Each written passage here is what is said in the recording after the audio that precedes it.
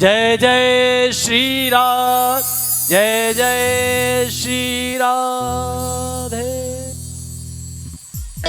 प्रेम से बोले वृंदावन बिहारी लाल की जय हो। जय श्री राधे, जय श्री श्याम।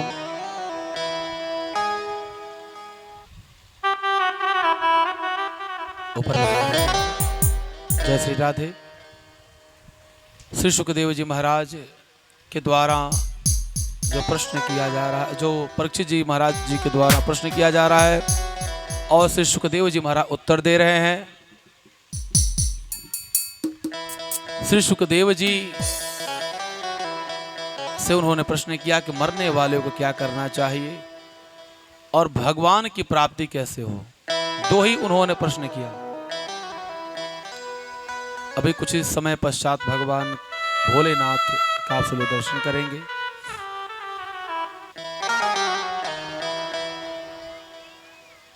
द्वितीय स्कंध में भगवान के 24 अवतारों का वर्णन बतलाया जाता है और पुराण के 10 लक्षण बताए जाते हैं। भगवान का प्रथम अवतार हिरण्याक्ष, भगवान का जो है प्रथम अवतार हिरण्याक्ष और हिरण्यकश्यपु के जो यह दोनों थे, इनके उद्धार के लिए, हिरण्याक्ष के उद्धार के लिए भगवान का प्रथम अवतार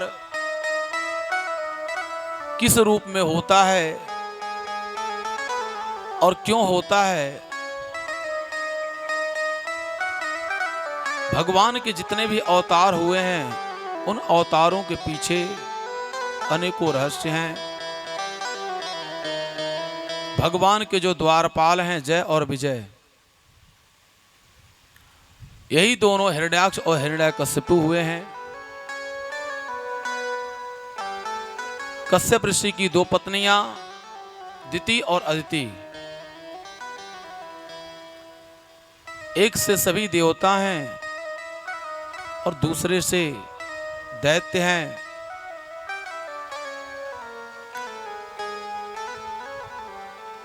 कश्यप ऋषि की जो दूसरी पत्नी है, उन्होंने मन ही मन विचार किया कि हमारे पति की जो एक पत्नी है, अर्थात जो हमारी बड़ी बहन है, उनके पुत्र, उनके बच्चे स्वर्ग में रह रहे हैं और हमारे पास कोई बच्चे ही नहीं।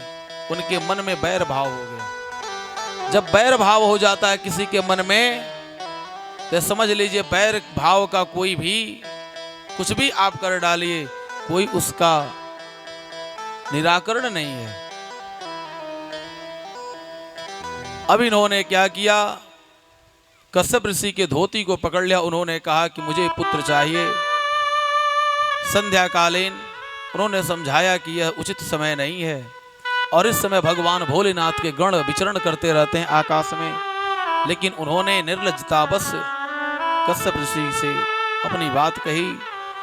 कश्यप ऋषि ने उनके मन को संतुष्ट किया और कहा कि जो तुमसे पुत्र होंगे वह पुत्रों की प्रवृत्ति कैसी होगी, राक्षसों की जैसी। प्रवृत्ति ही, कर्म ही। राक्षस है नहीं कि उसके सींग जम गए।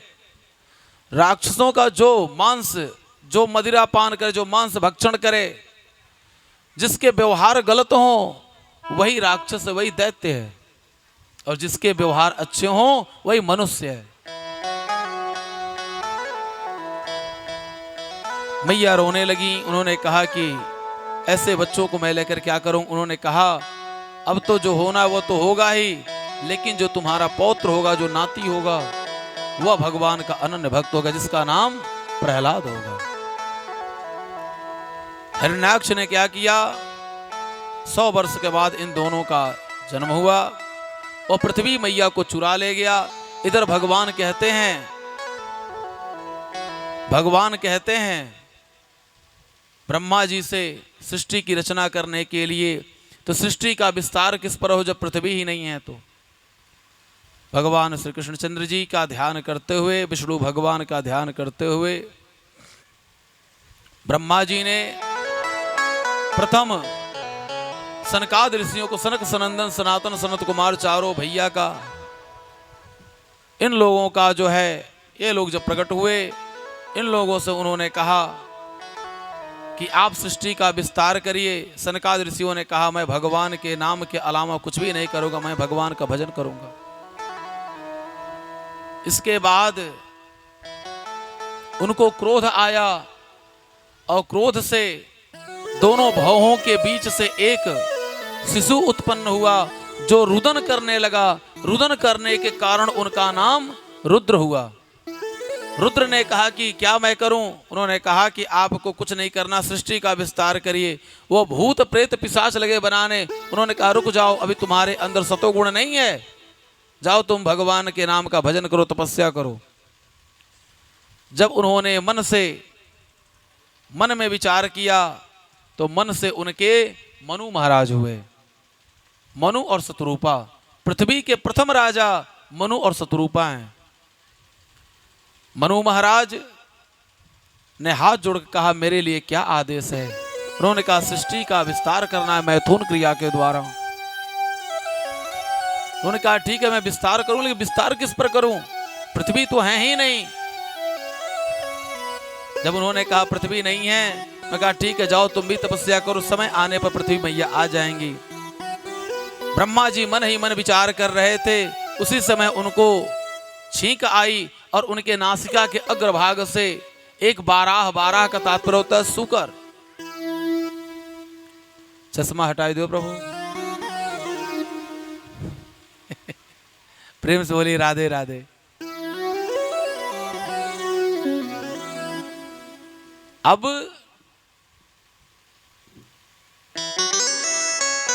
देखते ही देखते बाराह भगवान, प्रेम से बोले बाराह भगवान की जय हो। प्रथम अवतार भगवान का बाराह के रूप में हुआ। बाराह भगवान का देखते ही दिव्य विकराल स्वरूप हो गया, विशाल शरीर हो गई और वह समुद्र के अंदर इस जल के अथाह रास में पहुंच करके जा करके वहां से पृथ्वी मैया को अपने नथुनों पर रख करके लेकर के जब चले तो हिरण्याक्ष ने कहा ऐ चोर तुम कहां लेकर के जाते हो? भगवान ने कहा कि चोर तो मैं नहीं, चोर तो तुम हो जो तुम पृथ्वी को चुरा कर लेकर के आए हो। भगवान को अटपटी बातों को कहता है, लेकिन भगवान क्या करते हैं? भगवान अपने कार्य को करते हैं और भगवान लेकर के पृथ्वी मैया को जल के ऊपर ला करके रख देते हैं और पुनः घूम करके जाते हैं और जोर का एक थप्पड़ मारते हैं। उसके शरीर से एक तेज पुंज निकलता है जो भगवान के चरणों में आकर के विलीन हो जाता है। हिरण्याक्ष भगवान इस लीला के माध्यम से यह संकेत देते हैं संसार वालों को कि यदि आप कोई भी कार्य करने के लिए जाते हैं और कार्य के समय में यदि कोई अवरोध आता है तो पहले आप अपने कार्य को करिए। आप घर बनवाने के लिए गए और कोई आपके घर को रोक रहा है तो आप लड़ाई झगड़े थाने में ना फंसिए, कचहरी के चक्कर मत काटिए। आप क्या करिए? मिल करके हाथ जोड़ कर किसी प्रकार से अपने घर को बना लीजिए, नहीं तो अगला तो घर में रह रहा है, आपका घर नहीं बनेगा, परेशान आप होंगे। इसलिए पहले अपने घर को बनाइए, अर्थात जब आपका घर बन जाए, आपका कार्य हो जाएगा, फिर आप जो निपटते रहिएगा, फिर जो लड़ाई झगड़ा जो करने आएगा देख लिया जाएगा। अर्थात भगवान इस लीला के माध्यम से यह संदेश देते हैं कि पहले अपने कार्य पर ध्यान देना चाहिए, अपने कार्य पर ध्यान केंद्रित करना चाहिए। भगवान चाहते तो पृथ्वी मैया को बाद में लाते, पहले हिरण्याक्ष से लड़ लेते, लेकिन नहीं। हिरण्याक्ष पीठ पर गदा से प्रहार करता रहा, लेकिन भगवान पृथ्वी मैया को ला करके ऊपर रख दिए, फिर जाकर उससे युद्ध किए हैं। प्रेम से बोलिए राधे राधे, जरा धीरे से बोलिए राधे राधे राधे राधे। हिरण्याक्ष का भाई जो हिरण्याकश्यपु था, हिरण्याकश्यपु ने अपने मन में बैर भाव ठान लिया कि जब तक मैं इसको मार नहीं दूंगा विष्णु को, तब तक मैं चैन से नहीं रहूंगा। वह तपस्या करने के लिए जाता है। अब पुनः हिरण्याकश्यपु की कथा आएगी 6वें स्कंद में। इसके बाद 10 सर्गों का वर्णन आता है और काल निरूपण। यह संसार क्या है? संसार जो है काल, काल का तात्पर्य होता है समय, जिसे अंग्रेजी में हम लोग कहते हैं टेंस और उसे संस्कृत में कहते हैं लकार। संस्कृत में लकार कहते हैं और संस्कृत में कक्षा 8 तक अर्थात जो लोग पूर्व मध्यमा प्रथम वर्ष द्वितीय वर्ष तक पढ़ेंगे तो 5 लकार पढ़ाए जाते हैं, और जब उत्तर मध्यमा में जाते हैं तो लकार का रूप बदल जाता है, वह 10 लकार हो जाते हैं। जैसे इंटरमीडिएट में फिगर ऑफ स्पीच 7 होते हैं, और जब वही आप बीए में जाते हैं तो फिगर ऑफ स्पीच 13 हो जाते हैं, उसका स्वरूप बदल जाता है। अब यह काल जो है, काल का तात्पर्य क्या है? समय। धीरे धीरे करके समय बीतता जाता है, हम लोग पता नहीं चलता है, और एक एक दिन करके हम सभी लोगों का समय बीतता चला जा रहा है। हम लोग काल के मुख की तरफ बढ़ रहे हैं, और एक दिन ऐसा आएगा कि जो काल के गाल में हम सभी लोग समा जाएंगे। इसलिए भगवान के श्री चरणों में अपना ध्यान सदैव लगाते रहें। इसके बाद आती है कथा श्री करदम ऋषि जी महाराज की। मनु और शतरूपा के 5 संतान हुए। मनु शतरूपा के 5 संतान हुए। 3 पुत्रियां हुई। 3 पुत्रियों का नाम देवहूति, आकुति, प्रसूति। करदम ऋषि 10,000 वर्ष तक उन्होंने तपस्या किया कदम्ब के वृक्ष पर बैठ करके। जो लोग प्रयागराज गए होंगे, प्रयागराज में एक स्थान पड़ता है झूसी, वहां पर एक गांगुली शिवाला है, जहां पर गांगुली शिवाला पर करदम ऋषि का बहुत सुंदर चरित्र चित्रण किया गया है।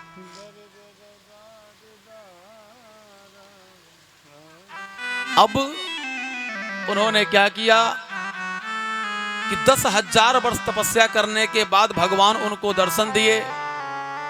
भगवान ने कहा कि आप वरदान मांगिए। उन्होंने कहा कि हे प्रभु, हमारा विवाह हो जावे। भगवान के नेत्र सजल हो गए, भगवान रोने लगे। भगवान के नेत्रपूटों से जो अश्रु गिरा, जो बिंदु गिरा, उसका नाम पड़ा बिंदु सरोवर। बिंदु सरोवर में स्नान करने से, बिंदु सरोवर में स्नान करने से जितने भी पाप होते हैं वह सब के सब पाप समाप्त हो जाते हैं।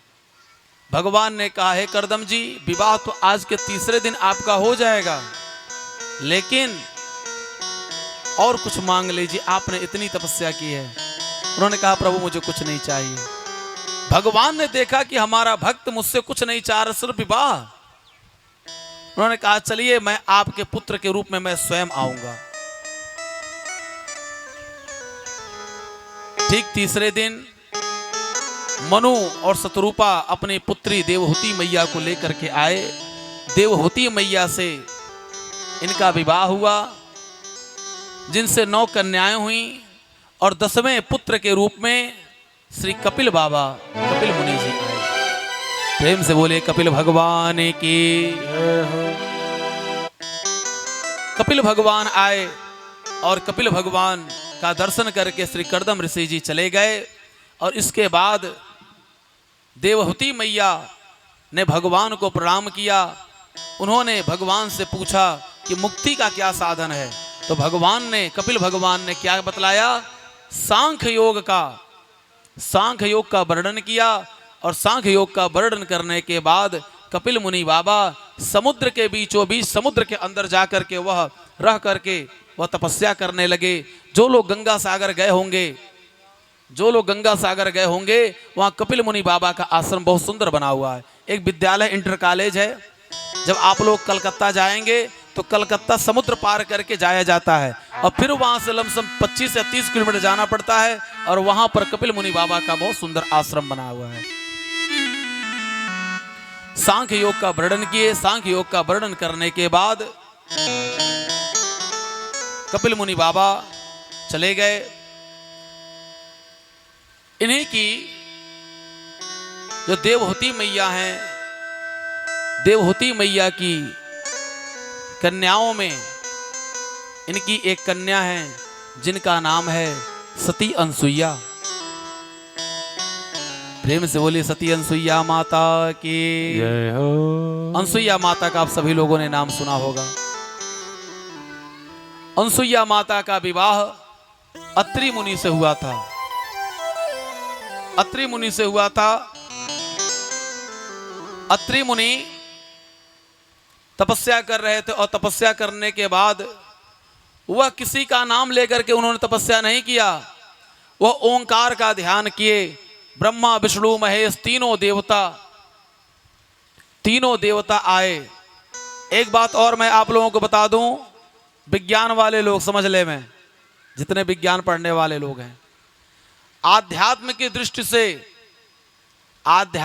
दृष्टि से हम सत रज तम, जिसे सतोगुण रजोगुण तमोगुण कहते हैं। सतोगुण के मालिक कौन है? भगवान विष्णु। रजोगुण के ब्रह्मा जी और तमोगुण के भगवान भोलेनाथ। ब्रह्मा जी क्या करते हैं? सृष्टि की रचना करते हैं और विष्णु भगवान पालन करते हैं और हमारे भगवान भोलेनाथ संहार करते हैं। उसे विज्ञान की भाषा में क्या कहते हैं? इलेक्ट्रॉन, प्रोटॉन, न्यूट्रॉन, यही कहा जाता है ना। अब अनसुईया मैया के पति जो अत्रि मुनि हैं, उन्होंने जब तपस्या की, तीनों लोग आ गए और तीनों देवता आकर के तीनों लोगों ने कहा आप वरदान मांगिए, क्या आप चाहते हैं? उन्होंने कहा हम तीनों लोगों को नहीं बुलाया, हमने तो एक को बुलाया। उन्होंने कहा भो अत्रि अहम नात्री। हे अत्रि, भो माने संस्कृत में हे होता है।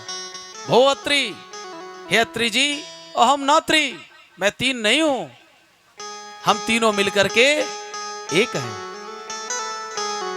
तो क्या चाहिए? प्रभु मुझे पुत्र चाहिए। ठीक है, कोई बात नहीं, कैसा पुत्र चाहिए? आपके जैसा चाहिए। भगवान ने निरीक्षण परीक्षण किया, उन्होंने कहा कि मेरे जैसा तो कोई नहीं है। चले ठीक है, समय आने पर हम सभी लोग स्वयं आएंगे। अनसुईया माता का तीनों लोकों में इतना प्रचार प्रसार हुआ।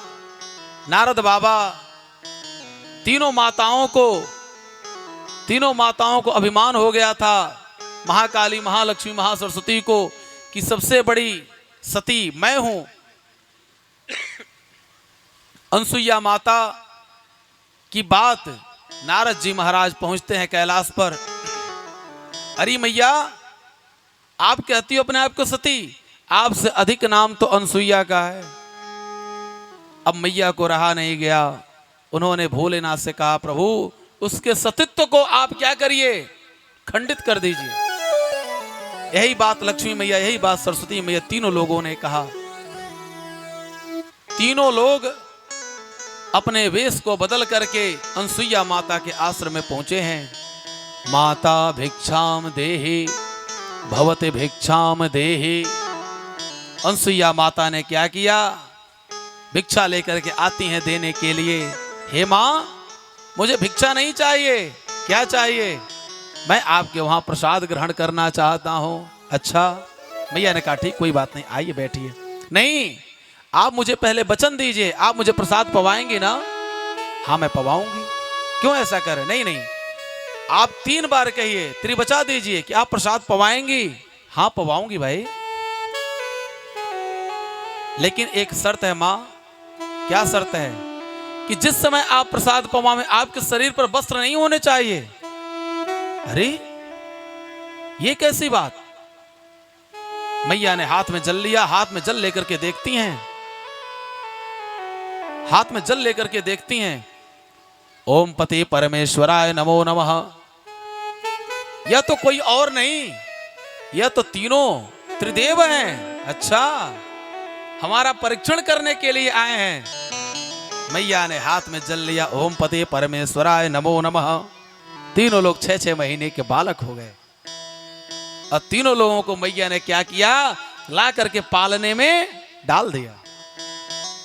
अब पालने में मैया झुला रही हैं,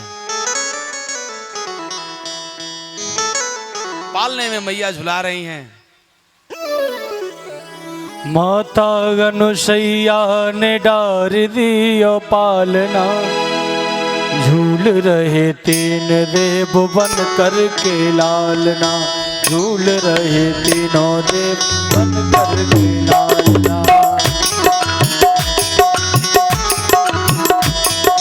माता अनुसैया ने डार दिया पालना, माता अनुसैया ने डार दिया पालना, झूल रहे तीन देव बन करके लालना, झूल रहे तीन देव बन करके लालना।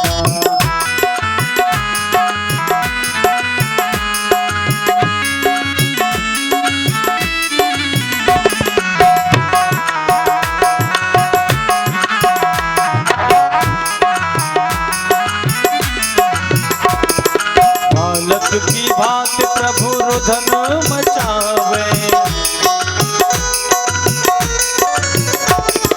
ब्रह्मा और भोले सबके तुम्हें बतावे, ब्रह्मा और भोले सबके तुम्हें बतावे। लेने आए वेद यहाँ गली नहीं डालना, लेने आए वेद यहाँ गली नहीं डालना, झूल रहे तीनों देव बन करके लालना, झूल रहे तीनों देव बन करके लालना।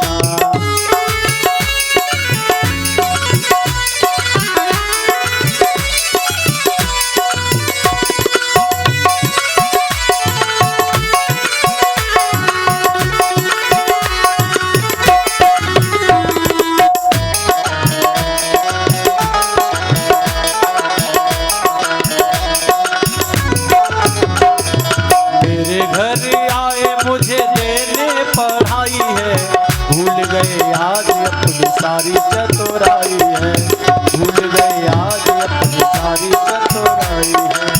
मेरे घर आए मुझे देने पढ़ाई है, भूल गए आज अपनी सारी चतुराई है।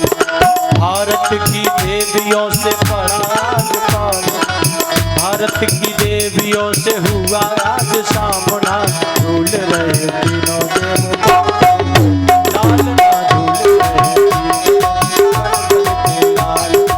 माता अनुसैया ने डार दिया पालना, झूल रहे तीनों देव लालना, झूल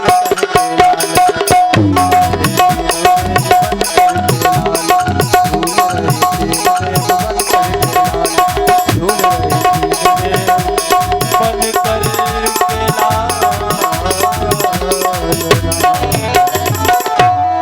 प्रेम से बोले अनसुईया मैया की जय हो। अनसुईया मैया ने तीनों लालाओं को झुला रही हैं। बरसों बीत गए, तीनों देवियां परेशान, पति के बिना पत्नी का जीवन कैसे हो सकता है आप सभी लोग समझ सकते हैं। जैसे साइकिल की दो पहिया है, एक पहिया कितनी भी अच्छी हो डॉक्टर साहब, एक पहिया कितनी भी अच्छी हो और दूसरी पहिया ना होवे मैया तो साइकिल चल नहीं सकती। ठीक उसी प्रकार से पति और पत्नी होते हैं, लेकिन इन दोनों लोगों का क्या होता है, विश्वास सबसे बड़ी चीज होती है। यदि पति पत्नी में विश्वास नहीं है तो सब कुछ बेकार है। अनसुईया माता के पास तीनों देवियां आती हैं और सभी लोग अपने दुख व्यक्त करती हैं। मैया क्या करती हैं, मैया उन लोगों के दुखों को सुन करके कहती हैं ठीक कोई बात नहीं, जा करके अपने लाला को, अपने अपने पति को तुम सब ले लो, वो सब तो मेरे लाला हैं। अब मैया तीनों माताएं जाती हैं जैसे लेने के लिए। लोग विचार करती हैं मन में, दौड़ करके तो गई लेने के लिए, लेकिन मन ही मन विचार कर रही हैं कि कहीं ऐसा ना हो कि मैं ब्रह्मा जी को जान करके उठाऊं और कहीं गले में भोले बाबा लटके मिले, कहीं ऐसा ना हो कि मैं विष्णु भगवान को उठाऊं और ब्रह्मा जी हमारे गले मिले। तीनों माताएं जो है रुक गईं। अब क्या करें, तीनों माताओं ने फिर मैया के पास आए और माताओं ने कहा हे माँ कृपा करिए, मैं अपने पतियों को नहीं पहचान पा रही हूँ। माता ने कहा आप लोग तो सती हैं, आप लोग तो तीनों देवियां हैं, इस सृष्टि को चलाने वाली हैं, आप लोग कैसी देवी अपने अपने पति को नहीं पहचान पा रही? तीनों देवियां मां के चरणों में गिर पड़ी, अनसुईया माता के। अनसुईया माता ने हाथ में जल लिया, ओम पते परमेश्वराय नमो नमः कह करके छोड़ दिया। तीनों देवता अपने अपने रूप में आ गए। तीनों लोगों ने माता अनसुईया को आशीर्वाद दिया। तीनों लोगों के आशीर्वाद स्वरूप 3 पुत्र हुए। कौन कौन? भगवान विष्णु श्री श्री दत्तात्रेय जी महाराज, प्रेम से बोले दत्तात्रेय भगवान की। हो और